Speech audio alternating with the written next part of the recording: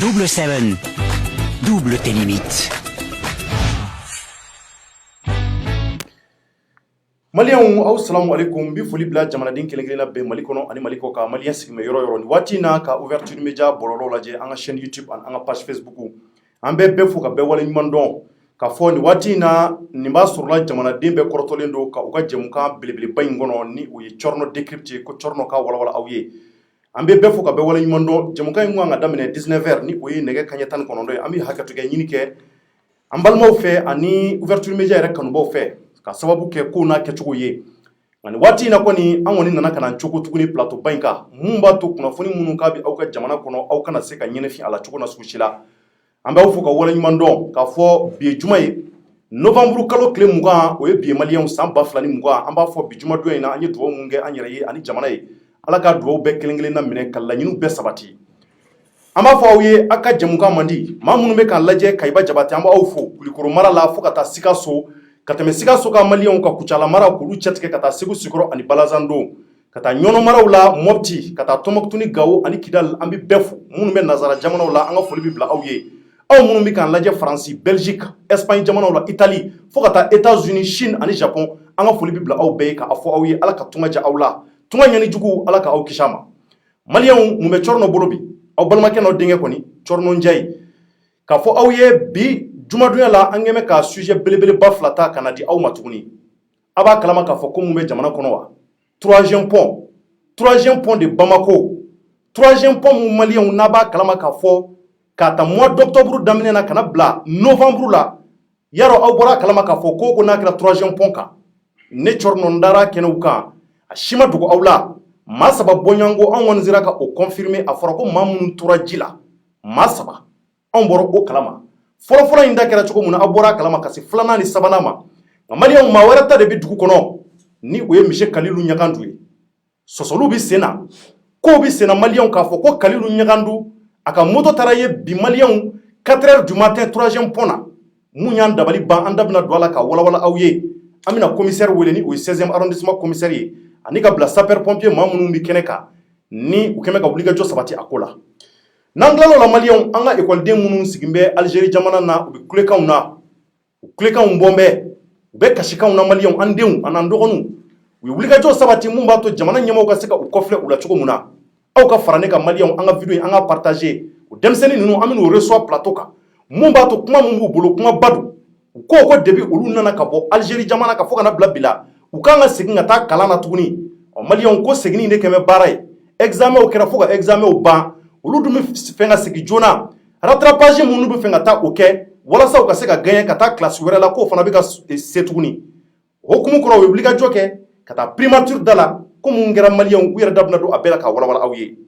an b'a fɔ ni de bɛna kɛ aw ka émission Cɔrɔnɔ décrypté kumabaw ye ka ɲɛsin aw ma aw minnu bɛ k'an lajɛ diɲɛ fantan ani naani fɛ Mamadu Jɛfaga ale bɛ n kɛrɛfɛ marakakɛ faama n ka foli bɛ bila ye Jɛfaga somɔgɔw bɛ di baasi foyi tɛ tari fɛn t'i la tɔɔrɔ si t'a la waati na maliyɛnw bɛ k'an lajɛ folikan jumɛn b'i bolo rapidement yan'an ka don sujet bakurubaw kɔnɔ Cɔrɔnɔ n bɛ maliyɛn bɛɛ fo mɔgɔ mɔgɔ bɛ k'an lajɛ nin wagati na ouverture media kan Mali kɔnɔ Mali kɔ kan n ka foli b'a bɛɛ lajɛlen merci beaucoup Jɛfaga an b'a fɔ aw ye aw ka jɛmukan sponsorisé don par boisson double 7 a yɛrɛ bɔra k'a ye jɛmukan in daminɛna ni boisson sumalenba mun ye ni wulila ka bɔ journée yɛrɛ kɔnɔ n'i y'ale min ka ban i ka tile journée a bɛ ja i bolo kosɛbɛ an bɛ boisson double 7 ni minbaw fɔ k'u wale ɲuman dɔn k'a fɔ maa minnu fana nana n'a ye ala ka barika d'u bɛɛ la ala ka boisson in ka taa ɲɛ o kɔfɛ an bɛ foli bila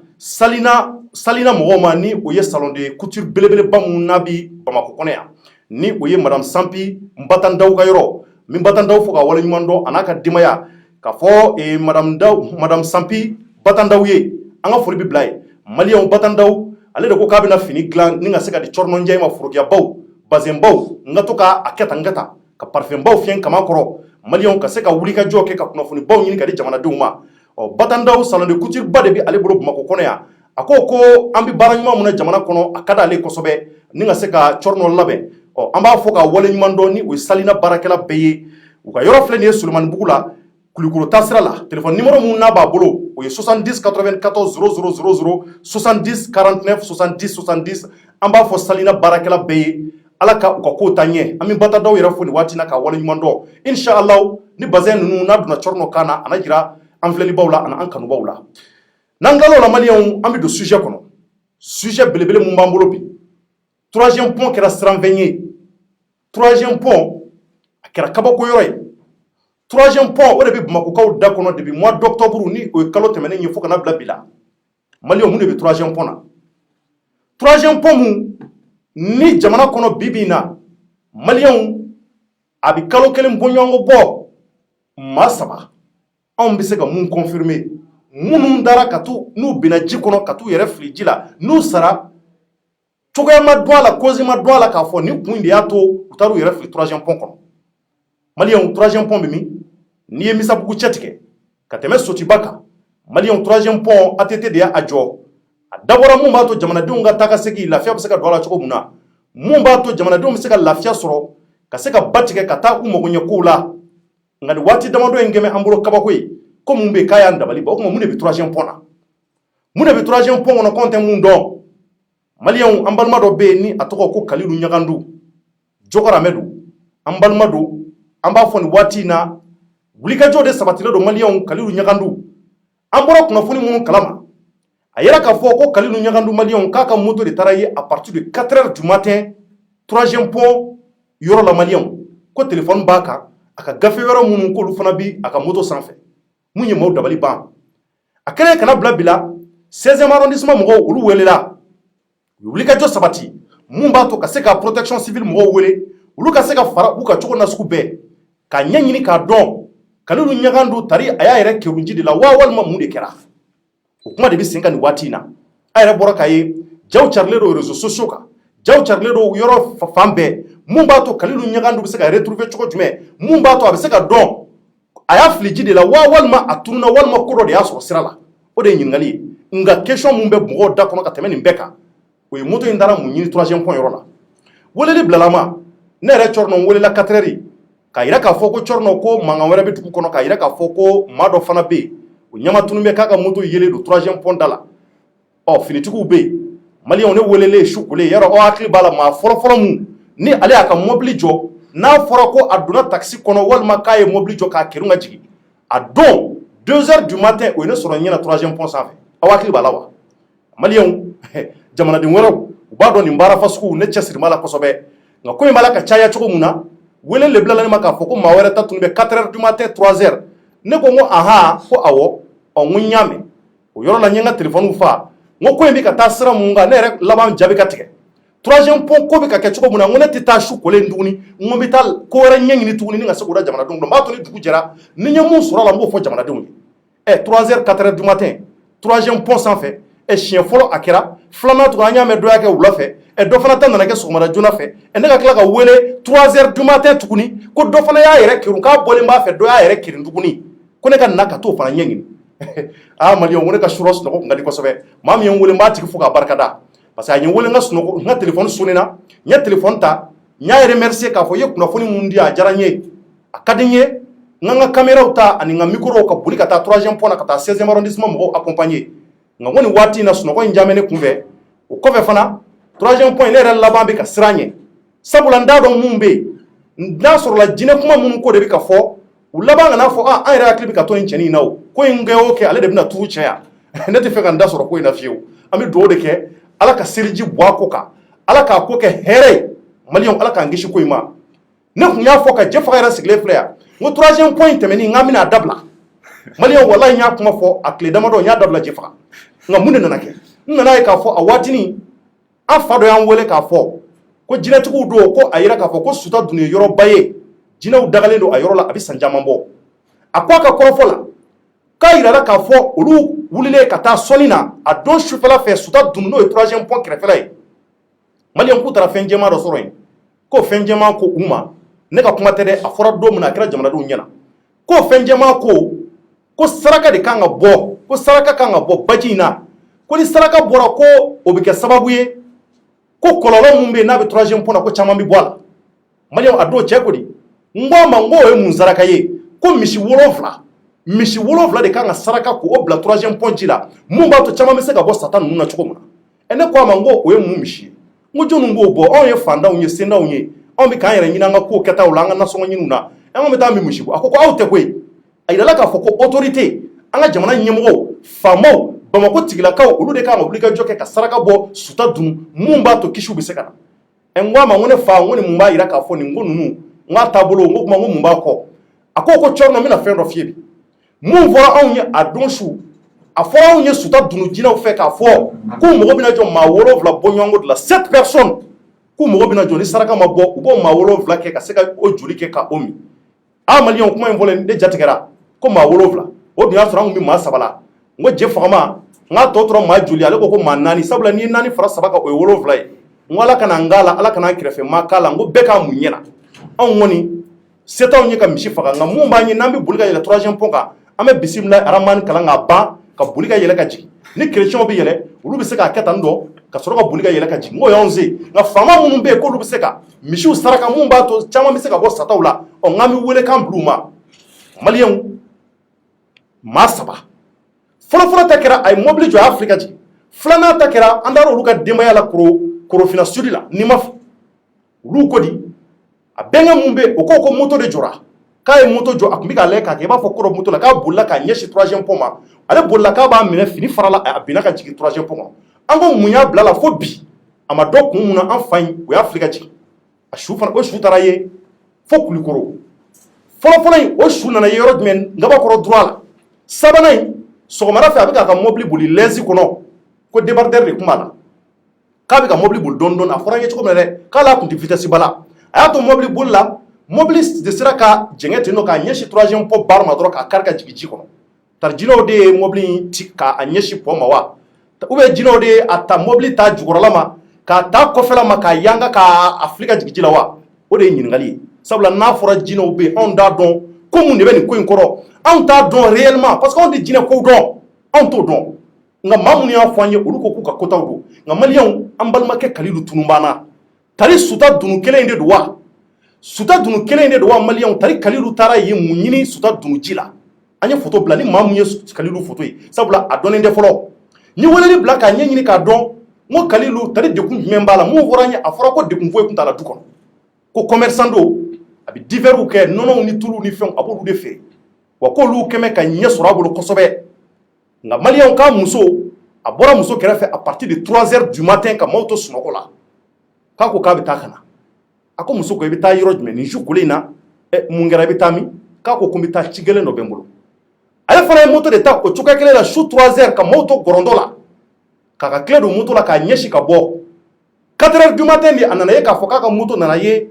3e pont kɛrɛfɛ téléphone b'a kan carte d'identité n'a ka gafe caman bɛ yen k'olu bi moto sanfɛ ha nin ye kabako ye dɛ 3h ka taa moto ye ji kɛrɛfɛ an b'a fɔ n k'a y'a fili ji la dɛ nka bozo bɛ ɲini na n bɔra ka protection civile ɲɛmaa wele an bɛna wele téléphone na sisan ale ko bozo bɛ k'a ɲini hali sisan ko sɔmɔnɔw bɛ k'a ɲini ko Cɔrɔnɔ anw kamana gɔnna mun de bɛ nin yɔrɔ in na anw yɛrɛ protection civile maa minnu bɛ ka taa mun bɛ yen hali n'a sɔrɔ olu jatigɛ mɛ olu t'a fɔ sabula olu ye fini d'u kan na walasa baara in bɛ se ka kɛ ka ɲɛ hali n'a sɔrɔla ko in a kabarinkan bɛ ka olu yɛrɛ minɛ olu tɛ se k'o fɔ olu tɛ ladilikanw ye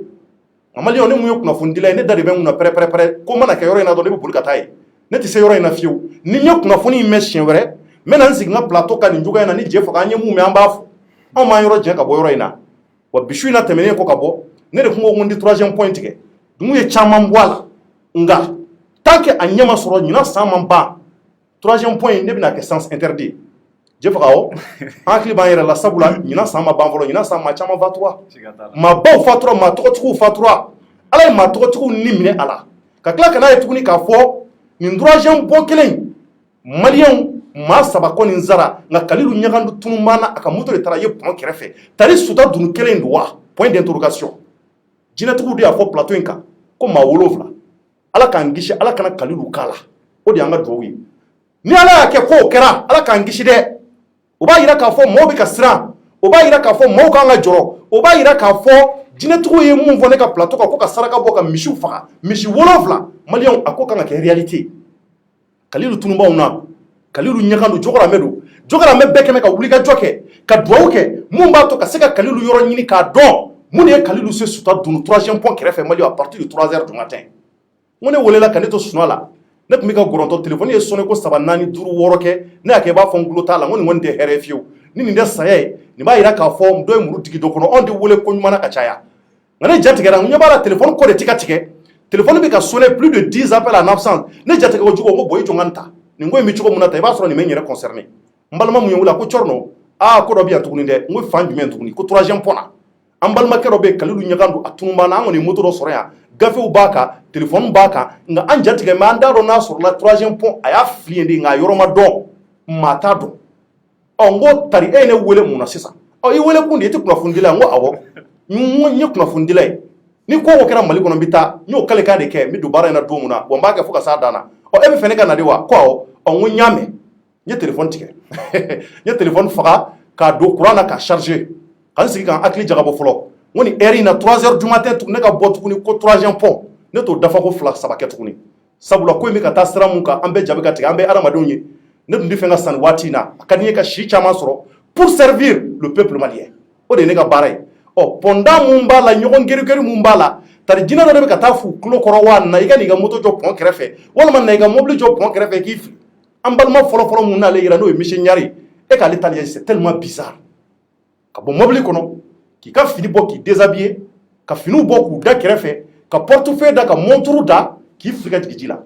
maa mun bɛ fɛ k'a fili ka jigin ji la ne hakili la kɔni n'o don kɔni tu n'as pas besoin ka finiw ni fɛnw bɔ nka kabako don a bɛ maa dabali ban mais ma fɛn dɔ jateminɛ o ye mun ye Corno ni maa o maa b'a yɛrɛ fili n k'u b'u ka identité bɛɛ de bila e b'o jateminɛ ne y'o jateminɛ kosɛbɛ o ye kabako ye kabako dɔ de a bɛ se ka kɛ wa kɛkun de ye walasa ni ɲinini ko bɔra la Corno a ka dɔn k'a fɔ k'olu de don wa u t'u yɛrɛ fili jamais n'u ka pièces yɛrɛ ne y'o jateminɛ o e y'o jateminɛ ne y'o jateminɛ dɛ Corno Ala kana Kalilu ta kɛ ten amina mun dabaliban bɛ k'an minɛ maliyɛnw nin ko mun n'a kɛra su dɔ Bamako kɔnɔ aw m'a jateminɛ wa kunnafonidila caman da ma maga la dɛ ne yɛrɛ mun bɛ n'a ko kɛra maa fɔlɔ mun bɛ boli ka y'a kɛnɛ kan heure fɔlɔ la o ye ne Cɔrɔnɔnjɛ ye ani n ka Jɛfaga anw de bɛ boli biribiri ko mana k'an bɛ taa ye nka su dɔ ta y'an jatigɛ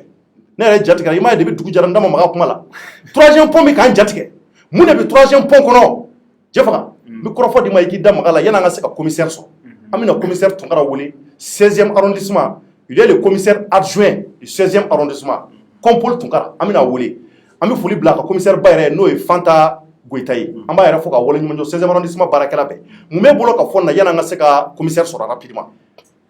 Corno nin ko in kɔni tiɲɛ yɛrɛ la nin ye dabalibanko ye haminanko don jɔrɔnako de don parce que n'i y'a ta k'a lajɛ nin tɛ siɲɛ fɔlɔ ye nin tɛ siɲɛ filanan ye nin tɛ siɲɛ sabanan ye an yɛrɛ bɔra mun kalama an serera mun na nin bɛ kɛ a naaninan ye mais a ma fɔ ko nin y'a yɛrɛ fili dɛ mais pour le moment a kɔni yera k'a fɔ ko a ka minɛnw yera 3e point yɔrɔ de la 3e point o de ye mɔgɔw dabali ban mun y'a ka minɛnw sin très bien donc jɔrɔnako b'o yɔrɔ de la haminanko b'o yɔrɔ de la kosɛbɛ Corno 3e point ko in ne y'a fɛ ɲɛna o kabiri don min na ko ninnu daminɛra fɔ bi ne kɔni ne ma maa wɛrɛ fɔ ne ma tɛmɛ ni ye bari sabula ne ye n kɛ sens interdit ye mɔgɔw bɛ fɛn dɔ fɔ maa caman b'a fɔ ko limaniyabaliya Corno limaniyabaliya tɛ dɛ nin waati in na an bɛna commissaire sɔrɔ voilà an bɛna commissaire sɔrɔ nin waati in na commissaire salamu aleykum somɔgɔw bɛ di kari baasi tɛ yen nɔ nba commissaire nin waati in na maliyɛnw tulo b'i la Mali kɔnɔ ani Mali kɔ kan n ko nin waati in na n ko maliyɛnw tulo b'i la Mali kɔnɔ ani Mali kɔ kan an ka bɔlɔlɔw sanfɛ ni o y'an ka chaîne YouTube n'an ka page Facebook ye donc an y'a ye k'a fɔ ko e de ye 16e arrondissement commissaire adjoint ye a bɛ wulikajɔ mun na jamana kɔnɔ a dogolen tɛ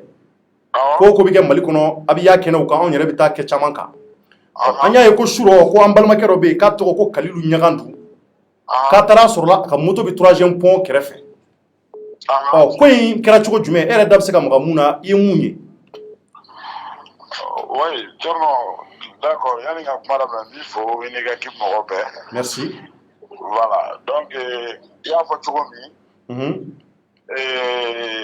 sur 4h du matin wagati an ka mɔgɔ an ye moto dɔ ye 3e point sanfɛ ani papier minnu n'o ye carte ni permis ni fɛngɛw ye i y'a fɔ cogo min i filɛ bɔra ka tɔgɔ ninnu de sɔrɔla papier ninnu sanfɛ ani téléphone portable moto Jakarta donc sans doute comme an ka baara don an n'a moto ninnu jiginna ka enquête daminɛ pour voir de quoi il s'agit d'enquête en enquête an sera ka an balimakɛ n'o ye Kalilu Ɲagadu ye an sera ka somɔgɔw lasɔrɔ donc ɲininiw bɛ sen na parce que mɔgɔ caman y'an wele k'an ɲininka n'a y'a sɔrɔ ko a y'a bin ji la de ou bien n'a y'a sɔrɔ mun don an ko bon pour le moment an bɛ yɔrɔ min an ye de an bɛ baara kɛ ni pewu de kosɛbɛ t'an bolo fɔlɔ k'a fɔ k'a b'i ji la puisque an b'a ye sapeur pompier ani brigade fluviale n'olu minnu bɛ baara kɛ ɲɔgɔn fɛ hali bozo minnu bɛ kɛ baara la yen ani u bɛɛ bɛ baara kɛ ɲɔgɔn fɛ mɔgɔ si ma fɛn fɔ an ye k'a fɔ ko u ye mɔgɔ ye ji la fɔlɔ wa yɛrɛ k'a ladeli tɛ ala k'a ko ye donc yera moto b'a commissariat la téléphone bɛ yen enquête bɛ sen na awɔ mais fo in kɛra à partir de quelle heure? Bon, an bɔra fɛn kalama entre 3h et 4h, c'est vers 4h du matin que an sera kɛnɛ kan ye, donc an jiginna ni moto ye ka continuer. Donc an ye tile bɛɛ ban taa ni ka seginw na pour le moment kɔni an ma se ka dalila sɔrɔ fɔlɔ mun b'a yira k'a fɔ k'an balimakɛ k'a bɛ ji kɔnɔ walima a t'a kɔnɔ pour le moment. Ni ninnu bɛ sen na, gendarme b'o la, policiers b'o la, mɔgɔ wɛrɛw b'o la. D'accord. Ok, d'accord. Mais an y'a mɛn ko an y'a ŋunuŋunu k'a mɛn k'a fɔ ko a balima dɔ ye wulikajɔ kɛ ka taa ko su bɛ mara yɔrɔ min na dɔgɔtɔrɔso la ko ka taa lajɛ n'a sɔrɔla ko su yɛrɛ ye c'est-à-dire a b'o kibaruya kalama wa ka taa lajɛ n'a sɔrɔla ko dɔ y'a sɔrɔ sira la di su yɛrɛ k'a sɔrɔ ji yɔrɔ tɛ quoi. Oui, bon, a balima caman tun bɛ yen bi a furumusow tun bɛ yen a balimaw tun bɛ yen a buranw tun bɛ yen mɔgɔ caman tun bɛ commissariat la bi. Donc i yɛrɛ b'a kalama ni nin sugu fɔra ni prévu ma ye fɔlɔ k'a fɔ ko a bɛ a bina ji la donc il est de leur droit voilà comme de leur devoir u ka hakɛ don ka wuli ka taga lajɛ fan bɛɛ fɛ mɔgɔ bɛ se ka so yɔrɔ min na hakilina kelen tɛ to mɔgɔ la kosɛbɛ donc olu bɛ k'a ɲini fan bɛɛ fɛ cogo min an yɛrɛ fana bɛ k'a ɲini fan bɛɛ fɛ ten ka d'a kan an ka baara don. Mais an n'a somɔgɔw kɛlen ka ɲɔgɔn ye qu'est-ce qu'ils ont dit c'est à dire que u ye mun fɔ olu ka kɔrɔfɔ kɛra min tari mankan dɔ de y'a bɔ yen wa walima kɛlɛ dɔ de y'a bɔ yen walima mun de kɛra. Bon n bɛ se ka a somɔgɔw ye mun fɔ n da tɛna se ka don bɛɛ la k'o f'i ye secret de l'enquête kama. D'accord. Mais u b'a kɛlɛ k'o kuma f'an ye u m'a f'an ye k'a fɔ ko ni kalilu ɲaga ko mɔgɔ n'a bɛ ɲɔgɔn na so kɔnɔ a kɔrɔkɛ dɔ bɛ yen o yɛrɛ k'a ma k'ale n'a ye baro kɛ so la fo 1h du matin.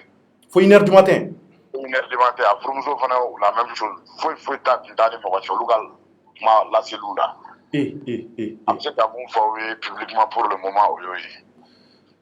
Commissaire Tunkara kɔrɔfɔ laban jumɛn b'i bolo ka ɲɛsin jamana parce que an y'a ye nin ye mɔgɔw kɔni tunna nin cogoya la tan 3e point kelen kan mɔgɔ 3 a yira k'a fɔ olu su kɔni nana ye 3e point ji kɔnɔ donc mais e bɛ se ka mun sɔrɔ nin kofasugu minnu n'a bɛ kɛ ka caya. Oui cɛlo mɔgɔ minnu n'u tunna ni ala y'a latigɛ an y'olu su ye 3e point ji in kɔnɔ. n bɛ dɔw dɔnkɛ ka taga u su ye fɔlɔ n'u dɔw dɔnkɛ ka taa u ye ala ka yafa u ma. Minɛ yɛrɛ bɛ. Ani ka dɔw k'an balima bɛɛ lajɛlen ni hakilina sugu bɛ se ka kɛ mɔgɔ mɔgɔ la ala ka hakilina jugu bɔ i la. Amina yɛrɛ bɛ amina yɛrɛ bɛ. N bɛ ka mun sɔrɔ k'a fɔ o ye k'a fɔ mɔgɔ fɛn fɛn nin bɛ se ka mɔgɔ fɛn fɛn sɔrɔ a bɛɛ ye malidenw de hali ni mun tɛ maliden i bɛ taa sɔrɔ a tigi bɛ Mali jamana kɔnɔ yan. Donc an balimaw don c'est à dire ni très généralement mun bɛ na n'a ye o ye peut-être que a tigi ye fɛn dɔ bɛ k'a hakili la a hakili ma se ka mun minɛ parce que il est facile k'a fɔ ko nin ko in ko nin ma se nin ma i bɛ taga sɔrɔ fɛn dɔw bɛ yen a tɛ cɔrɔnɔ tɔɔrɔ ka se yɔrɔ dɔ la a bɛ ne commissaire Tunkara tɔɔrɔ ka se ainsi de suite mɔgɔw ka ko minɛ cogo tɛ kelen mais ni fɛn b'i hakili la i jija i k'a partager a kɛra cogo o cogo bɛɛ tɛ kɛ mɔgɔ jugu ye bɛɛ tɛ se ka kɛ hakilina jugu donbaga ye la dɔ b'i décourager karisa kana nin kɛ nin t'a solution ye yɛrɛ faga k'i fili pɔn kɔnɔ a ma deli ka kɛ foyi solution ça n'a jamais été une solution a tɛ se ka kɛ solution yɛrɛ hali ni a y'a sɔrɔ ni mɔgɔ de bɛ ɲɔgɔn na c'est que n'a tigi ka hakɛ de bɛ taa donc yɛrɛ faga ma deli ka kɛ foyi solution pɔn don fan fan don a ma deli ka kɛ foyi solution ye donc an bɛ dugawu de kɛ minnu taara n'olu jouera ala ka yafa u ma ala k'olu n'u ka kɛwalew ma. Amina yɛrɛ bɛ. N balimakɛ dɔ bɛ n kɛrɛfɛ commissaire ale ko k'a bɛ fɛ ka ɲininkali dɔ tɛnku i la Jefa ka kuma b'i bolo. Commissaire salam alaikum. Jefa ça va? Oui ça va alhamdulillah. Anba. Ne kɔni ne ma mun faamuya. Nin tɛ siɲɛ fɔlɔ ye nin tɛ siɲɛ fila ye kuma bɛɛ nin ko ninnu bɛ kɛ. Aw minnu ye an lakanabagaw ye barisabula ni maaw binna point kɔnɔ aw de bɛ wuli ka jɔ sabati walasa a bɛ se ka dɔn ko karisa de a binna nin yɔrɔ la ou bien a ma bin. Mais aw yɛrɛ kɛlen don ka mesure jumɛn de ta parce que nin ko ninnu tiɲɛ yɛrɛ la c'est trop bizarre point sécuriser li ko la aw yɛrɛ bolo mesure jumɛn de kan ka t'a la caméraw kan ka k'a la ou bien jumɛn de kan ka k'a la parce que hali sisan i m'a ye Kalilu ka cas in filɛ nin ye a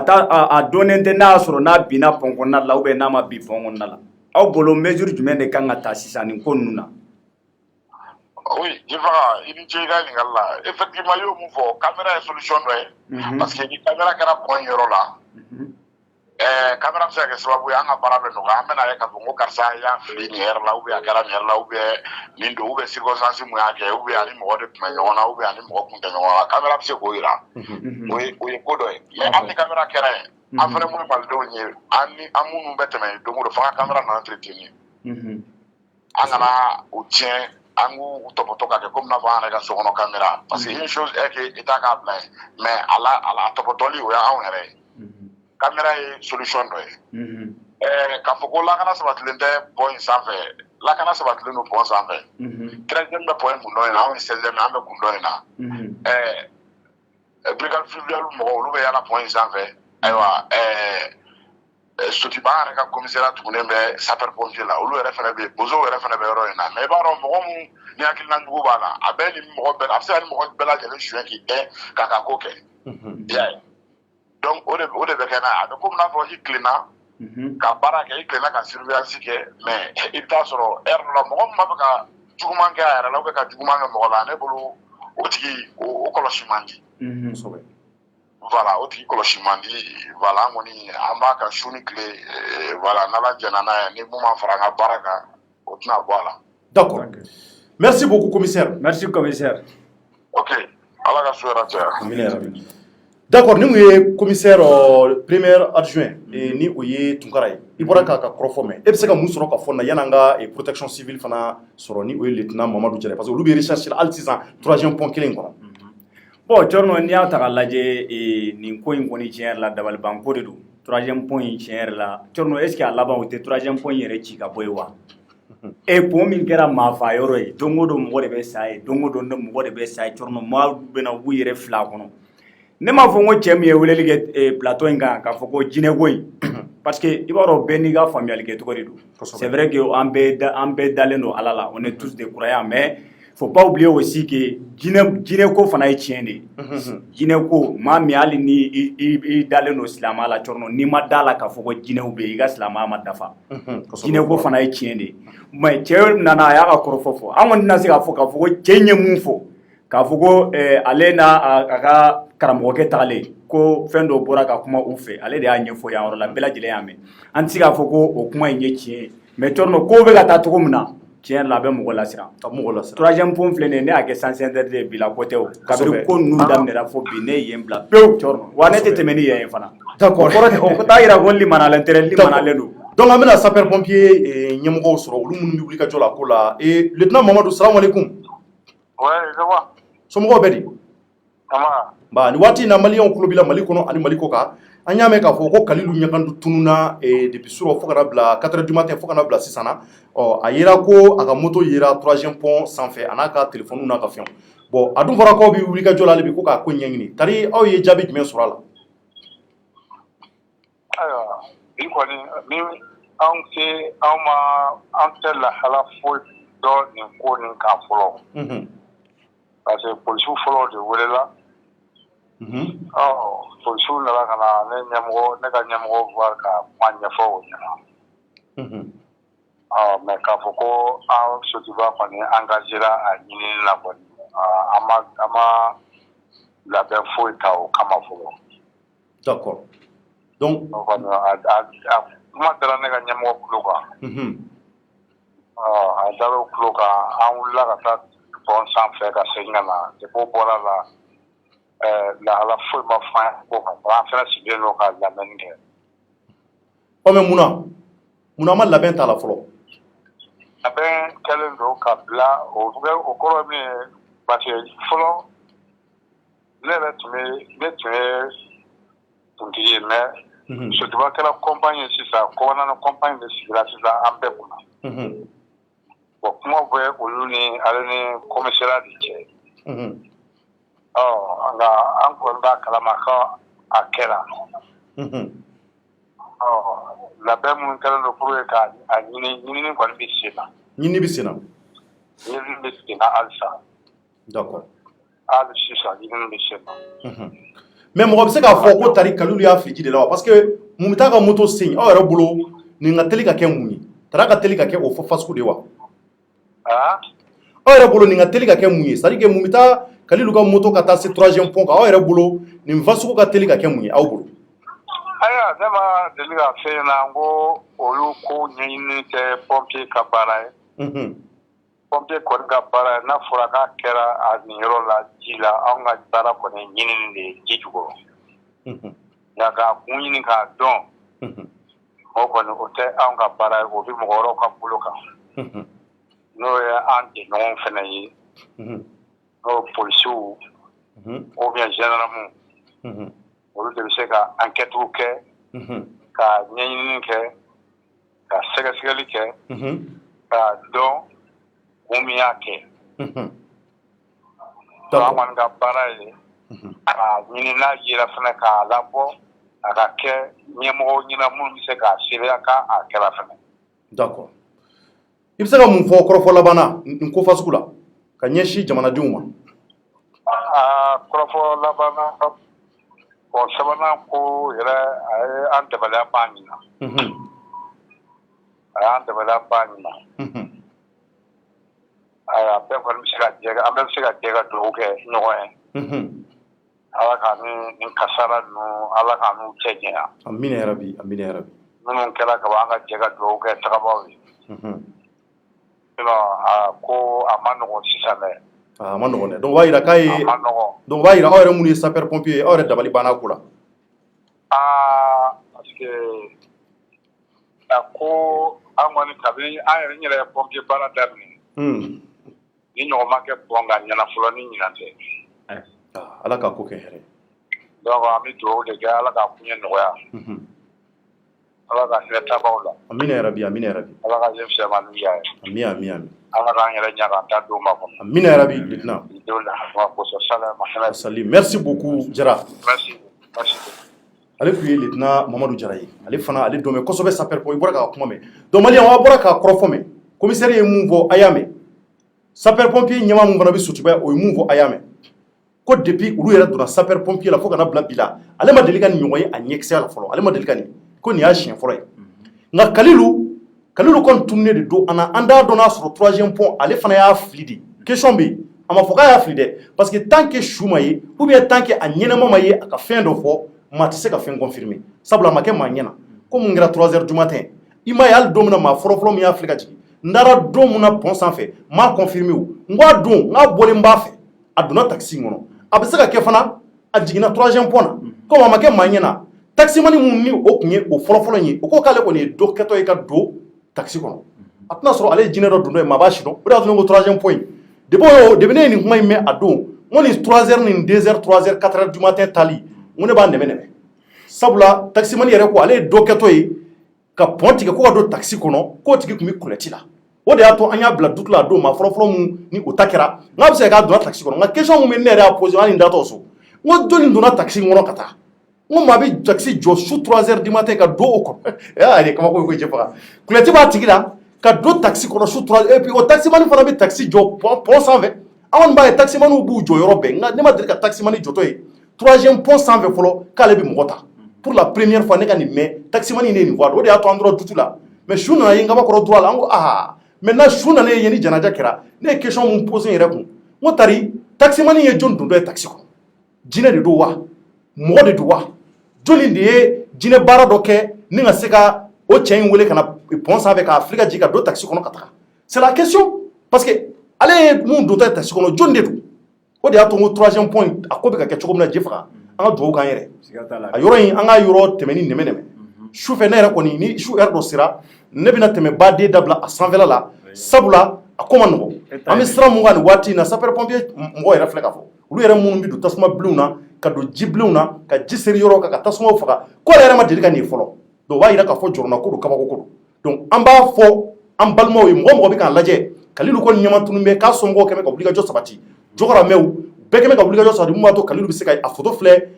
an ka bɔlɔlɔ sanfɛ an ka page kan a ka numéro ko ni maa mun y'a ye a bɛ se ka kɛ a bɛ ye yɔrɔ dɔ la walima dɔ de kɛmɛ k'a ta k'a ka moto bila pont kan walima dɔ ta ou bien a yɛrɛ ye moto jɔ dɔrɔn ka taa ci dɔ la o bɛɛ bɛ se ka kɛ parce que hadamaden an ye hadamadenw de an bɛ se ka déconnecter à tout moment donc numéro de filɛ o numéro mun ni u y'a di donc u kɛmɛ ka o de bila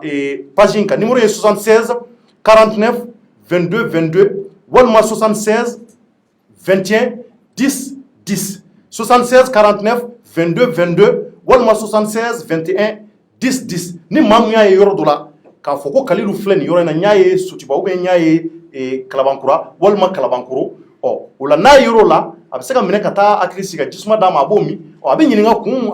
mun y'a se fo Kalabankoro k'a sɔrɔ moto dun bɛ 3e pont kan o bɛɛ bɛ se ka kɛ o walima a bɛ se ka taa ye Kulikoro walima maa t'a dɔn a bɛ se ka taa ye fo Segu yɛrɛ maa b'a dɔn wa donc n'a yera ɲininkaliw bɛ boloda dɔw de y'a to numéro bɛ bila n'a ɲɛnama kɔni yera donc o de ka d'an ye wa an bɛ dugawu kɛ Ala ka ɲɛnama ye Ala kana kɛ k'ale fana y'a kiri 3e pont in kɔnɔ Ala kan'o kɛ fiyewu n'o kɛra ko in tɔ bɛna kɛ jatigɛko belebeleba de donc an bɛ dugawu kɛ Ala k'an kisi nin ko fasugu ma ne yɛrɛ kɔni n bɛ hakili to n yɛrɛ la su ni tile Jɛfaga i ka di n ye kosɛbɛ baara in an b'a kɛ k'a ɲɛ nka n'an ɲɛ b'a la yɔrɔ minnu bɛ yen ko gɛlɛya b'o yɔrɔ la ko danger b'a yɔrɔ la an ka yɔrɔ taali nɛmɛ très important parce que maa man ka kulonkɛ kɛ ko mun bɛ k'a ɲɛma dɔn fɔlɔ a ɲɛma dɔn faamaw m'a ɲɛdɔn gendarmew m'a ɲɛdɔn polisiw m'a ɲɛdɔn n'a kɛra olu yɛrɛ bɛ wele olu bɛ taa moto ta u bɛ taa bila yen nka u yɛrɛ bɛ t'u sigi bureau kɔnɔ u b'u réfléchir ne ko moto bɛna mun ɲini 3 heures du matin 2 heures du matin et puis siɲɛ 1 tɛ siɲɛ 2 tɛ siɲɛ 3 tɛ siɲɛ 4 o de ye kabako ye maliyɛnw aw tɛ k'a miiri nin na wa maa fɔlɔfɔlɔ mun da kɛra n ko ka mobili yɛrɛ tun ma faga mobili yɛrɛ ma faga fɔlɔ ko mobili kun mɛnɛnen de don ni ale ta kɛra o cogoya la filanan in a n'a bɛnkɛ bɛ ɲɔgɔn kɔfɛ dɔrɔn k'a pan ka jigin bɛnkɛ kɔfɛ dɔrɔn k'a fili ka jigin ji la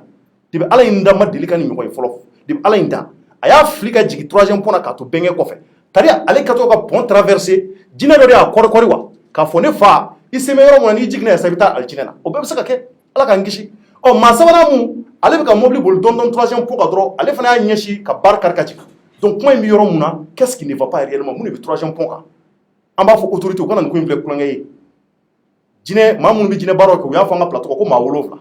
Ala k'an kisi Ala kana nin ko in da yɔrɔ jan so ni maa 7 don a ma dafa fɔlɔ dɛ Jɛfaga a ma dafa dɛ maa 7 hali bi a tɔ tora maa 2 maa 3 bɔɲɔgɔnko ye wa bɛɛ dun bɛ se ka kɛ nin na Ala k'an kisi donc ni fura ma ɲini a la a bɛ sira mun kan nin waati in na 3e pont a laban an bɛna kɛ sens interdit ka taa sira wɛrɛ fɛ e bɛ se ka mun sɔrɔ ka fara nin kɔrɔfɔ in kan Jɛfaga Cɔrɔnɔ tiɲɛ yɛrɛ la i y'a fɔ cogo min na a tɛ tɛmɛ o kan 3e pont kɛra yɛlɛ ko kɛtɔ tɛ Jɛfaga a kɛra kata banani de ye yɛlɛ ko tɛ dɛ non 3e pont kɛra kata banani ye mɔgɔw ka sanni juguya la ta depuis Ala y'an d'a ma deli ka nɔgɔya fɛn dɔw bɛ yen Cɔrɔnɔ mɔgɔw t'a faamuya quoi fɛn caman bɛ i b'a dɔn 3e pont in ko in filɛ nin ye sapeur pompier cɛ yɛrɛ bɔra k'a fɔ sisan an y'a ye an bɛ mun fɔ dɔrɔn mɔgɔw ka wuli ka jɔ sabati nin ko in na quoi parce que mɔgɔ tɛ nin laban dɔn Cɔrɔnɔ mɔgɔ t'a laban ni kumana mɔgɔw b'a fɔ ko non ko problème de cayara mɔgɔw kan mais e ni ne ye enquête kɛ o Cɔrɔnɔ cɛ yɛrɛ bɔra k'a confirmer sisan a mɔgɔ y'a yɛrɛ fili a kɔnɔna la an ye wuli ka jɔ sabati a bɛɛ la an taara bɛɛ ka denbaya la an ye ɲininkali kɛ u bɛɛ ka kumakan ye mun ye u b'a fɔ de ko foyi kun tɛ ani sokɔnɔmɔgɔw cɛ u b'o de fɔ foyi kun tɛ ani dukɔnɔmɔgɔw cɛ i mana fɛn fɛn ɲininka an taara ka o ka la n'an ye wuli ka jɔ sabati an taara u ka denbayaw la u b'a yira an na k'a fɔ ko foyi t'u u ka denbaya la Cɔrɔnɔ foyi t'u ni a tigilamɔgɔw cɛ ɲare fura cɛ min y'a yɛrɛ fili o ɲare fura cɛ in Cɔrɔnɔ il avait tout k'a fɔ ko dusukasi ou dɛsɛ de fɛn ne kɔni ma se k'o faamuya quoi an kɔni an bɛ dugawu de kɛ Cɔrɔnɔ vraiment nin ko ninnu Ala ka an kisi a ma wa autorité u ka wuli ka jɔ sabati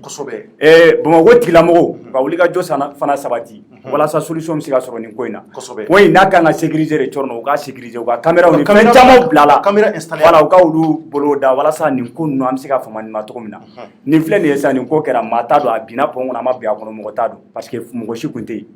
donc tiɲɛ yɛrɛ la walima dɛsɛ bɛ hali saraka boli la mun'aw tɛ taa sapeur pompier mɔgɔw ka taa u ka yɔrɔ dɔ kɛ 3e pont dugumana na u t'u sigi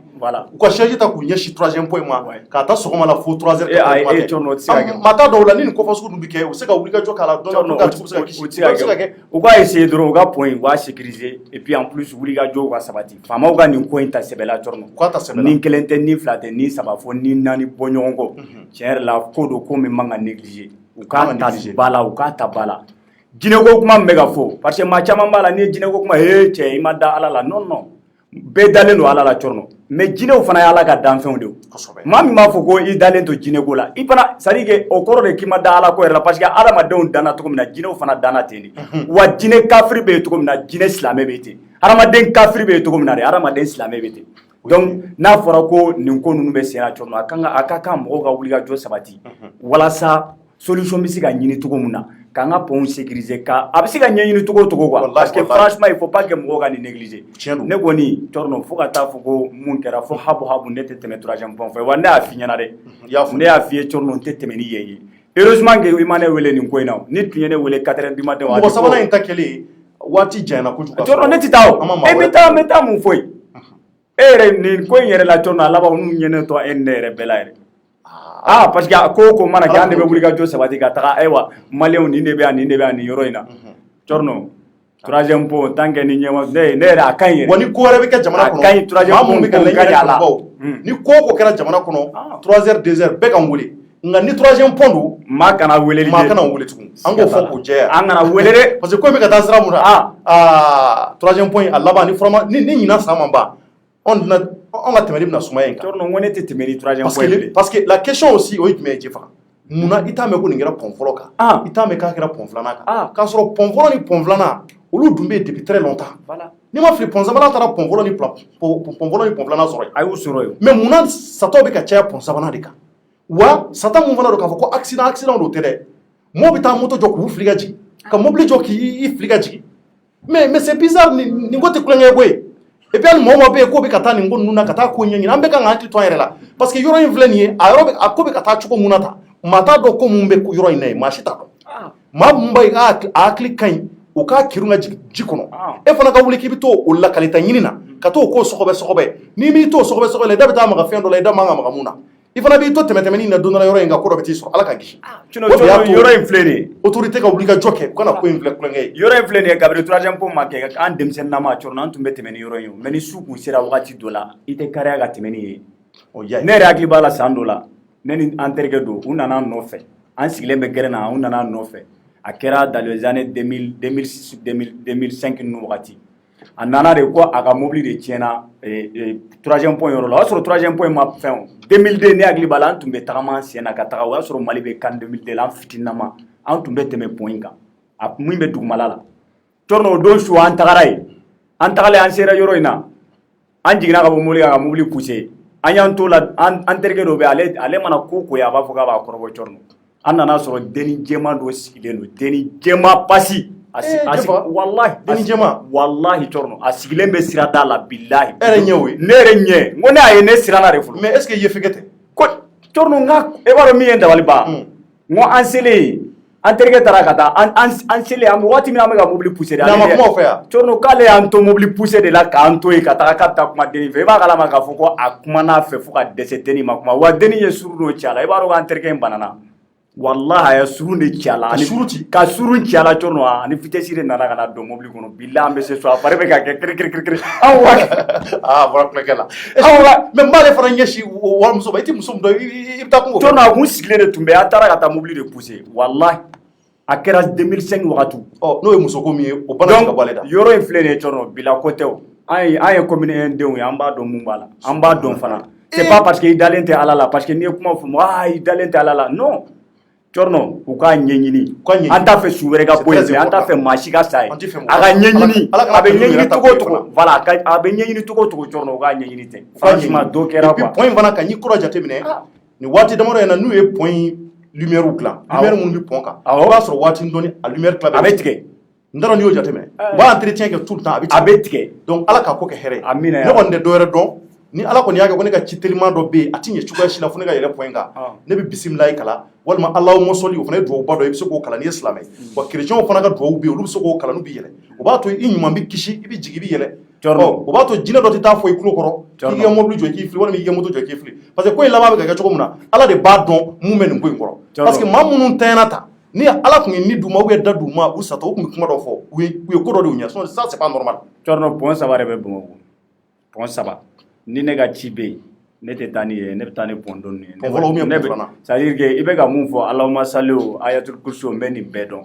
mais je préfère ka taga ni sira wɛrɛ tɛ yen pewu cɔrɔ n b'olu kalan ka taga mais sira wɛrɛ bɛ yen n bɛ taa bɔ n'olu ye a banna a ka ɲi an y'a mɛn k'u bɛna pont naaninan dilan u kana dɔwɛrɛ kɛ tuguni dɛ k'a dan ni pont saba ma fɔlɔ sabanan in kɛ mɛ k'an zan dan na mɔgɔw an balimaw bɛ ka taa san nin cogoya in na tan u kana pont foyi k'an dala fɔlɔ Bamakɔ kɔnɔ yan parce que ko bɛ ka taa sira mun kan an k'a ko ɲɛɲini ji ɲɛma jɔ an ma kɔrɔtɔ pont ko la degun b'an kan baarandaya bɛ denmisɛnninw na jamana in kɔnɔ balokow bɛ yen u kana pont foyi kɛ Bamakɔ kɔnɔ yan nin ka k'o bɛɛ dan ye troisième point ɲɛ ka ɲini ni ɲɛma sɔrɔ a la u ka sanfɛla bɛɛ fa caméra de surveillance la o la a ka dɔn c'est à dire a tigi y'a yɛrɛ fili kun jumɛn na o la o bɛ dɔn quoi mɔgɔ t'a dɔn a bɛ se ka jino de sababu kɛmɛ ka to n'an ka ɲɛmɔgɔw dɛsɛ ka taa caméra de surveillance kɛ o bɛɛ bɛ se ka kɛ sinon caméra de surveillance yɛrɛ dama gɛlɛ yɛrɛ olu ka taa o 2 3 kɛ o tɛ foyi tiɲɛ o ye donc u ka sabali u ka nin ko minɛ bala Kalilu Ɲagandu kɔni tunu banna fɔlɔ ale ka moto taara ye pont kan su 3 heures du matin ka moto kɔrɔntɔli la a fɔra ne yɛrɛ ne tun fɛ min sugu la cɛ y'a fɔ n ye n ko n y'a mɛn o ye ne ka bonya ye sinon n tun bɛ fɛ k'a fɔ yɛrɛ n ko n tɛ taa mais n'i y'o fɔ a bɛ se ka kɛ a b'i kan ta parce que an ka baara in ma nɔgɔ a b'i kan ta nka bonya kɔnɔ n ko e ma fɔ k'i bɛ soranw kala wa n terikɛ ayisa soran kala dɔrɔn i ka taa o y'a ni dugu jɛmɛ nka ni su ko mɛn i hakili jigin soran kala la ko n terikɛ donc an bɛ mun fɔ nin waati in na kɔni an bɛ dugawu de kɛ Kalilu Ɲagandu jɔgɔrɔmɛ bɛɛ ka wulikajɔ kɛ vraiment ala ka Kalilu Ɲagandu ɲuman ye o de y'an ka dugawu ye denbayatigi don balimaw hakili b'a la balimaw cɔcɔlen don waati la ala kana kɛ pont in na ala k'a kɛ a ka sɔrɔ yɔrɔ wɛrɛ an tulo ka don kibaruya wɛrɛ la o de y'an ka dugawu ye donc n'a kɔni yera numéro minnu an y'u bila weleli bɛ se ka k'olu la walasa a balimaw nisɔn bɛ se ka diya cogo min na wa ala k'a ye ala k'a ɲuman ye o de y'an ka dugawu ye maliyɛnw n'an bɔr'o la an bɛ taa sujet filanan na rapidement parce que su kuntala ka jan nin waati in na sujet filanan minnu ni a b'an bolo o ye an ka Mali denmisɛnnin minnu bɛ yen ni u taa mɛn kalan na Algérie jamana na a b'a kalama k'a fɔ jamana in depuis démocratie nana Mali kɔnɔ fo kana bila nin waati in na fɛn caman bɛ yen minnu yigiyɔgɔra a caman kɔrɔ belebeleba dɔ la an ka kalanko b'a la o kɛra sababu ye an ka denmisɛnninw bɛ bɔ u bɛ bourses ɲini u bɛ taa nanzara kalanw kɛ jamana wɛrɛw la Maroc jamanaw Algérie fo ka taa bila Faransi ninnu na ɲɔgɔn na a nana ye k'a fɔ an ka denmisɛnnin minnu bɛ yen k'u taa mɛn Algérie ani Maroc gɛlɛya caman de bɛ yen minnu bɛ u kan nka bi ta in an bɛna maa minnu reçoit plateau kan o ye minnu bɛ Algérie jamana kɔnɔ a b'a kalama k'a fɔ an ka denmisɛnnin minnu bɛ yen n'u bɛ Algérie maliyɛnw sɔgɔmada in na u ye wulikajɔ de kɛ ni ka se ka taa cité ministérielle da la gaz nana ci u la an y'a image ye mun de la gaz cira u ka wulikajɔ yɛrɛ kun fana ye mun ye ni ka se ka taa cité ministérielle da la ko sabula olu nana vacances de la u nana vacances mun na u kan ka segin joona ka sababu kɛ examen de kan ka kɛ u bɛ kalan kɛ yɔrɔ minnu na maliyɛnw u ka segin de kɛ mɛ baara ye u ka kuma la u y'a fɔ n ye ko jamana wɛrɛ minnu bɛ yen olu ka ekɔlidenw olu bɛɛ seginna ka taa fo olu ye examen kɛ olu minnu bɛ yan olu ka kalan min ɲini ka na tiɲɛ ka sababu kɛ ko hakɛ dɔ de kan ka ta kumakan dɔ de kan ka valider mun b'a to olu ɲuman bɛ se ka segin cogo min na ni ka se ka taa Algérie jamana na maliyɛnw n'an m'an dɔgɔninw n'an denw dɛmɛ a bɛna kɛ baara ye nin waati in na u yɛrɛ bɛ n kɛrɛfɛ n bɛna kuma d'u ma u da ka don a mugu n'a ɲɛɲɛ na k'a bɛɛ walawala aw ye salamu alaikum terikɛ salamu alaikum i tɔgɔ ka gɛrɛ dɔɔni salamu alaikum somɔgɔw kɛnɛ i tɔgɔ ni jamu ne tɔgɔ Abibu Sisoko an y'a mɛn ko jɛkulu in na ko e de y'a ɲɛmaa ye d'accord degun jumɛn b'aw la réellement aw nanen kana bila an y'a mɛn ko degun belebeleba dɔ b'a la mun ɲɛ bɛ ka ani faamaw kari ɲɔgɔn na o ye mun ye bon depuis que an ye vol de rapatriement dɔ sɔrɔ ka na Mali la yan nɔ tɔgɔ ka gɛrɛ dɔɔni ka na Mali la congé pour les vacances awɔ an nalen yan yɔrɔ la quelques mois passés donc an ye démarches daminɛ k'an ka segin ko préparer parce que an ka universités ye an ka cours daminɛ kumaw fɔ donc o démarche cadre kɔnɔna la ani Kamisa Kamara ale ko ye conseiller présidentiel ye Kamisa Kamara régime kɔrɔ wagati régime kɔrɔ ka IBK to yen awɔ donc an taara dossier soumet ale de la ale y'an dɛmɛ dɔɔni ka sɔrɔ k'a fɔ k'an ka taa affaires étrangères la ko yen de an bɛ solution sɔrɔ aw nana vacances de la awɔ donc aw tun bɛ fɛ ka segin ka taa kalan na tuguni voilà donc aw segintɔ de kɛra baara ye donc blocage de nana o yɔrɔ ko parce que Algérie frontière de datugulen don ka sababu kɛ mun ye coronavirus ko min bɔra sisan d'accord ka sababu kɛ o ye donc an ye démarches kɛ ani affaires étrangères segali ye dossier lase fo Algérie programme de vol bɛɛ tun bɛ yen nɔ an kun ka discuter a ko ka ça avançait bien donc renversement du régime nalen kɛ sisan kow bɛɛ bloquera an ma se ka solution comme si IBK tali voilà ko bɛɛ bloquera ko bɛɛ jɔra donc o la sisan gouvernement kura sigilen ça a été une lueur d'espoir pour nous an ko sisan an ko an bɛna ɲɛ sɔrɔ a la dossier bɛ relancer parce que gouvernement bɛ yen sisan jamana dɔw ka sariya de ni renversement de régime ninnu kɛra u tɛ baara kɛ ni ko accord fɛn fɛn bɛ yen nɔ a bɛɛ bɛ jɔ fɔlɔ donc ko sisan k'a bɛna na se ka relancer donc an taara demande d'audience déposer enseignement supérieur la ka taa déposer emploi formation professionnelle la ka taa déposer primature la donc o ma kɔnɔ o mɛnna ka mɛn olu m'an jaabi fo an ka examen wagati nana se donc ne taara enseignement supérieur la ka taa chef de cabinet ɲini ka essayer ka voir ka problème ɲɛfɔ a ɲɛna pour que an ka solution sɔrɔ a la donc o yɛrɛ cadre kɔnɔna la o yɛrɛ a ye ne nɛni a don yɛrɛ de awɔ a ye ne nɛni a don parce que ne taara sɔrɔ posi R de kɔni kun don ne taara sɔrɔ posi R de don dɔ nana o balila ka da kun o donna o ko ko chef k'i bɛ dumuni de la a ko awɔ ko mais k'o ka don donc ne jɔ dɔn o bɔlen kɔfɛ n ko vraiment n ko a bɛ se ka kɛ sisan ne tilala dumuni na ne bɛ dun donc ne tilala ka da kun ye komi o y'a kɛ cogo min ka da yɛlɛ o yɔrɔ la a ko ne ma ko ne ɲɛ t'ale la dumuni na ko ne ka tɛmɛ ka bɔ yen a ye suru ci quoi donc ne fana bɔra ne ma foyi fɔ o la ne taara d'accord voilà donc o de kɔfɛ tuguni ne taara primature la sisan n ye lettre fɛn fɛn kɛ k'a bila yɔrɔ tɔw la n y'o bɛɛ fara ɲɔgɔn kan ka lettre kelen joint la k'a yira premier ministre la k'an taara affaire étrangère fana an taara yen fana k'an taara o bɛɛ la mais an ma se ka jaabi an ma solution sɔrɔ an taara o lettre déposer foyi ma fɔ ye foyi ma a ye nin bɛɛ kɛ mais fɛn ma fɔ foyi ma fɔ an ye an taara o lettre fana déposer fo primature la donc nin bɛɛ de kɛra an tɛ ka jaabi solution tɛ ka sɔrɔ a la an fana ko n ko vraiment an b'an fara ɲɔgɔn kan an minnu bɛ an bɛ taa ministère kɔnɔna la u b'a essayer ka mɔgɔ dɔw déléguer k'an lamɛn problème bɛ yen nɔ an k'a fɔ parce que an sera niveau min ma examen yɛrɛ kɛra ka ban dɔw ka examen kɛra dɔw ta bɛ sen na dɔw ta bɛ na kɛ ni an yɛrɛ ka examen kɛli tɛ bilen yɛrɛ parce que o banna o tɛ se ka kɛ bilen fo rattrapage de sisan an bɛ taa ka bɛn o ma lala o la an bɛ se ka année valider sinon n'o fana wagati tɛmɛna dɔrɔn a banna mais ɲininkali min bɛ ne bolo o tuma hali ni gouvernement tɛ a cogoya de tɛ aw yɛrɛ bolo ka billet ta ka taa billet an yɛrɛ de bɛna an ka billet ta gouvernement tɛna a ta yɛrɛ aw yɛrɛ de bɛna ka billet ta aw yɛrɛ voilà o tuma mun bɛ yen c'est à dire avion de tɛ yen u quoi ka accord de ɲini état algérien fɛ olu ka sɔn k'a fɔ ko an bɛna na jigin u ka jamana sanfɛ donc an bɛ confiner yen fɛnɛ wa kuma bɛ sen na ko confinement in wari min kan ka sara ko o de ye problème ye fo o kɔni ma fɔ an ɲɛna kuma foyi kɔnɔna la mais mɔgɔ bɛ foyi ma fɔ o la ayi foyi ma fɔ an ye o ko donc an bɛ fɛ u ka accord in de ɲini an ye donc ko bɛɛ bɛ accord de la awɔ donc de fait que ni accord ma di Algérie autorité tɛ sɔn fiyewu f'a ka taa wari la donc u ko ko frontière datugulen de don min kɛ ko l'accord tɛ ka di mais Mauritaniens taara étudiant fɛn fɛn bɛ yen nɔ fo siɲɛ 2 Mauritaniens yɛrɛ ka vol 2 de taara Nigériens olu taara ko Cisjordanie ou bien quoi olu taara olu bɛɛ taara donc ni frontière datugulen don k'olu taara an tɛ se k'o faamu donc an taara k'an bɛ fɛ u k'an lamɛn min bɛ yen nɔ an k'a ɲɛfɔ ɲɔgɔn ɲɛna o de senfɛ u taara a kɛra mankan ye an ni ɲɔgɔn cɛ u ye dɔw bugɔ ka dɔw bana dɔw kirinna gaziw cira an na yen yɔrɔ la sɔgɔmada in na donc u ma sɔn aw ka lamɛn ayi délégué tɔgɔ ni jamu ne tɔgɔ Kulibali Abdoulaye donc heure ba t'an bolo n bɛ fɛ rapidement i k'i ɲɛ jɔ maliyɛnw na i bɛ se ka mun sɔrɔ ka fara Habib Sissoko ta kan nin c'est à dire nin degun mun b'aw kan aw bolo kelen don yan aw dɛsɛlen don ka taga Algérie ka taa aw ka examen kɛ e bɛ se ka mun sɔrɔ mun ye e touché nin bɛɛ la k'aw wuli ka jɔ mun kan vraiment ça fait 3 mois maintenant ministère tɛ ministère an ma se yɔrɔ ma ambassade fɛnɛ kɛrɛfɛ tɛ an bɛ bolo la demande déposée fan bɛɛ fɛ de un o tɛ k'an lamɛn yɛrɛ fɔlɔ an poussé an n'u ka ɲɔgɔn demande d'audience u tɛ k'an lamɛn yɛrɛ fɔlɔ u tɛ k'an lamɛn fɔlɔ munna tan an t'a dɔn minnu an kɔni taara demande d'audience déposée primature an y'a déposé affaire étrangère la en même temps an y'a déposé enseignement supérieur fɛnɛ la enseignement supérieur a déposé olu si ma o an chef de cabinet yɛrɛ ye ɲɔgɔn ye mais a ma se ka fɛn fɔ a ye de concret a y'a yira an na comme quoi Algérie de bannen don an ka dun et pourtant an ɲɛ b'a la Mauritaniens bɛ ka dun Nigériens bɛ ka dun mais aw m'o fɔ a ye ko Mauritaniens bɛ ka dun an y'a yira a la ko Mauritaniens bɛ ka dun a ko an ma ko il va envoyer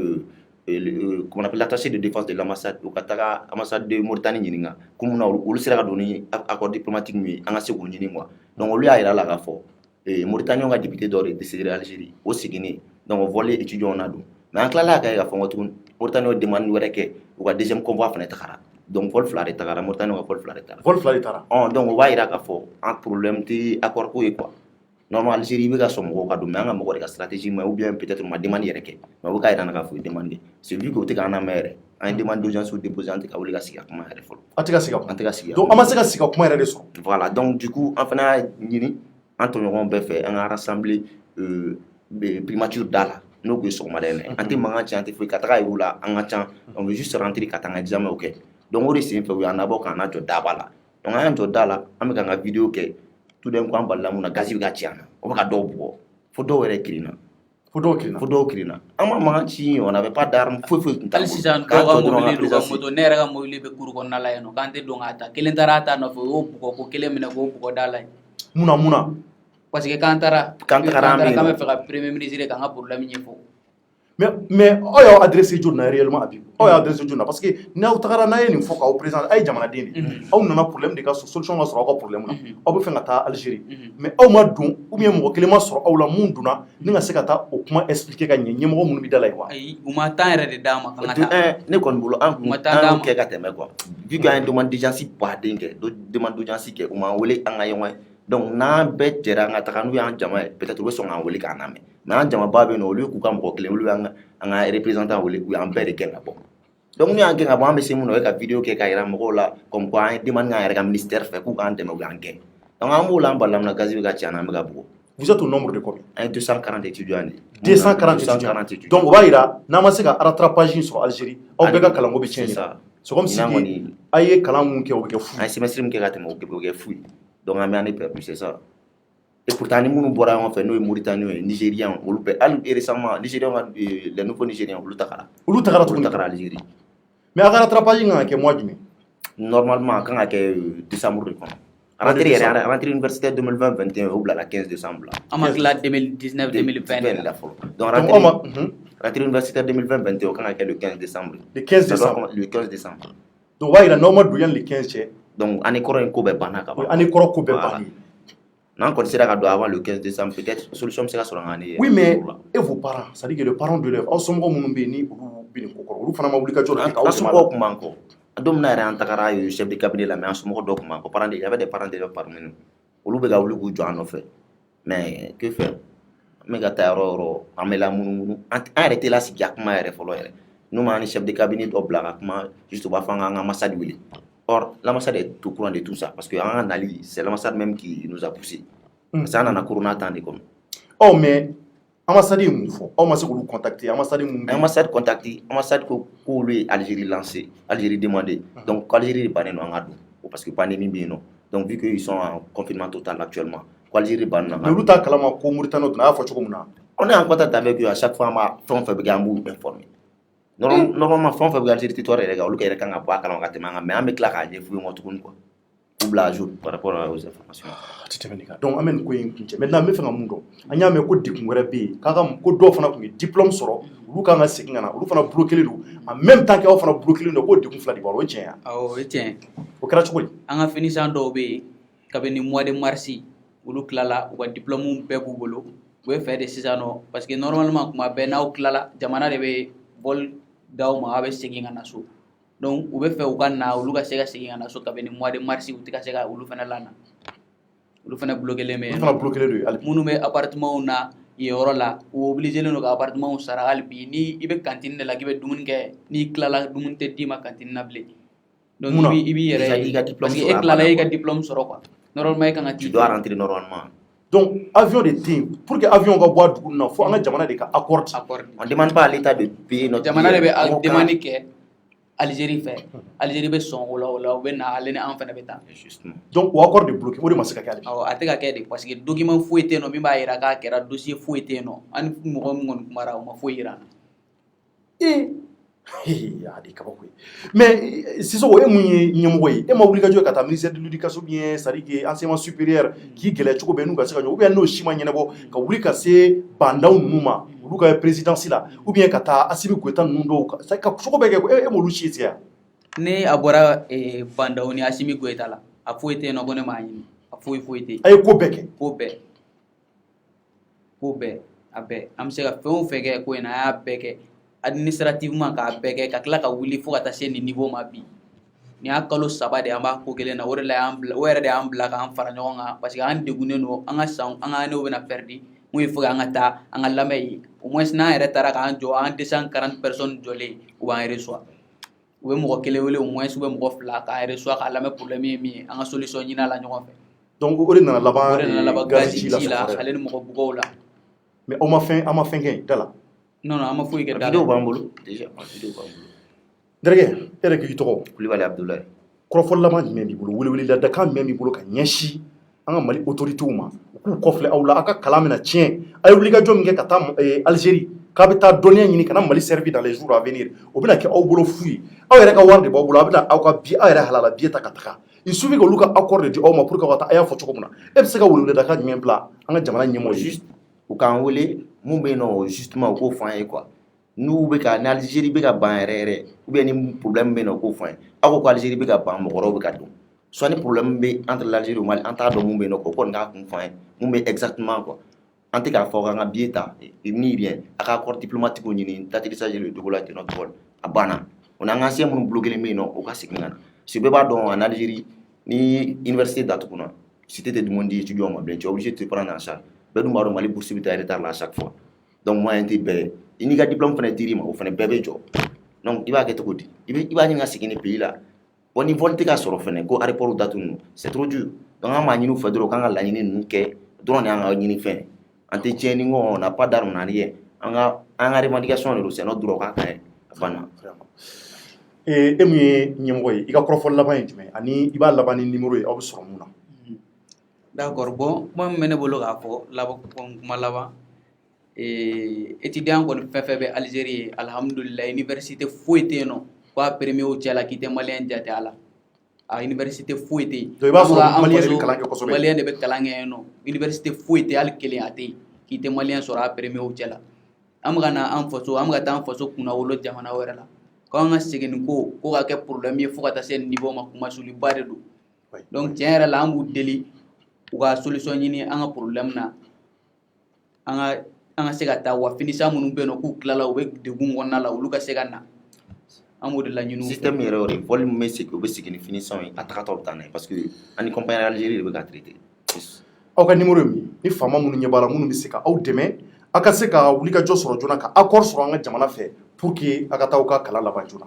ne ka numéro ye 82 66 79 05 82 66 66 79 79 05 05 maliyɛnw a yɛrɛ bɔra ka an denw ka kuma mɛn ani aw dɔgɔninw bulo kelen don u y'a fɔ cogo min na u nanen don vacances la olu nana ka bɛn ni coronavirus daminɛna diɲɛ jamana bɛɛ bɛ yen minnu datugura Algérie fana datugura nka hokumu kɔnɔ a nana ye k'a fɔ caman nana bɔ gɛlɛyaw la olu y'a ye k'a fɔ o ko mun ni a nana sabati ko jamana wɛrɛ minnu bɛ yen ni olu taara ɲɔgɔn fɛ vacances la u yɛrɛ fa jamanaw kɔnɔ mun ye Mauritanie n'a ɲɔgɔn ye olu bɛ ka segin ka taa examen kɛ olu bulo kelen don u fa jamana kɔnɔ ko k'a sɔrɔ la il suffit que accord de ka kɛ accord ye mun ye kumakanw bɛnkanw ka kɛ dɔrɔn jamanaw ni ɲɔgɔn cɛ mun b'a to olu ka se ka wulikajɔ kɛ wa ko hali n'a sɔrɔla o ko bɛ yen ko gɛlɛya b'a la ko fɛn ka fɔ olu ye olu bɛ se ka faamuyali sɔrɔ mun na ko sabula olu ɲɛ bɛ u tɔɲɔgɔnw na minnu bɛ ka taa u ka examen yɛrɛ kɛra ka ban pewu pewu ko rattrapage de kan ka kɛ o tɛ wa wa rattrapage mun ni u ma ye o fana na joona joona o y'u ka ɲinan kalanko bannen pewu pewu fo san wɛrɛ maliyɛnw an denw ko k'u bɛ kulekan bila k'u bɛ faamaw wele u bɛ minisiri wele minisiri mun bɛ yen k'a bilalen don sanfɛ kalan na jamana ɲɛmaa minnu bɛ yen marabolo ɲɛmɔgɔ Mokhtar Wane k'u b'i wele bandaw k'u bɛ aw wele olu sigilen don Bamako yan u bɛ fɛ ka taa joona Algérie solution ka sɔrɔ u ka degun na mun b'a to u ɲuman ka se ka segin ka taa maa minnu fana ye diplôme sɔrɔ olu fana ɲuman ka se ka segin ba Maliba kɔnɔ cogo min na an b'a fɔ an ka ɲɛmɔgɔ ye hali bi nin ko ninnu ka ta bala sabula jamana in kɔnɔ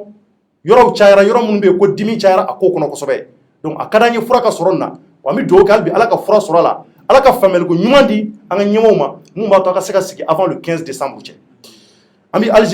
Algérie bɛɛ fɔ ka waleɲuman dɔn maliyɛn fɛn bɛ yen nin waati la étudiant fɛn bɛ yen an b'u bɛɛ fɔ k'u waleɲuman dɔn k'a fɔ Ala ka fura sɔrɔ degun na anw hakili b'aw la inshallah an bɛna wulikajɔ wɛrɛ sabati ko in kɔnɔ mun b'a to caman bɛ se ka bɔ degun na cogo min na maliyɛnw ne yɛrɛ bɛ aw fo k'aw waleɲuman dɔn aw balimakɛ ani aw denkɛ don Cɔrɔnɔnjɛ ouverture média la Mamadu Jifoka tun bɛ n kɛrɛfɛ yan an b'a fɔ aw ye jamana in an ka wulikajɔ n'an ka cɛsiri o dogolen tɛ aw la mun b'a to kunnafoni ɲuman a ka se k'a sɔrɔ cogo min na en temps réel an b'a fɔ aw ye Cɔrɔnɔ Décrypte minnu b'an bolo bi o tun ye nin ye ka ɲɛsin aw ma Kalilu Ɲagandu Ala k'a ye Ala k'a ɲuman ye 16e arrondissement maa bɛɛ an b'u bɛɛ fo commissaire Tunkara a n'a baarakɛɲɔgɔnw ka fara sapeur pompier baarakɛla bɛɛ kan ni kunnafoni wɛrɛ mun sɔrɔla ko in na yanni sini dugu ka jɛ inshallah an na bɔ ni ka se ka na kunnafoni da aw tulo kan tuguni an b'a fɔ aw ye Ala ka dugu ɲuman jɛ Ala ka Mali taa ɲɛ Ala k'an bɛn kelen ma merci à toutes et à tous et au revoir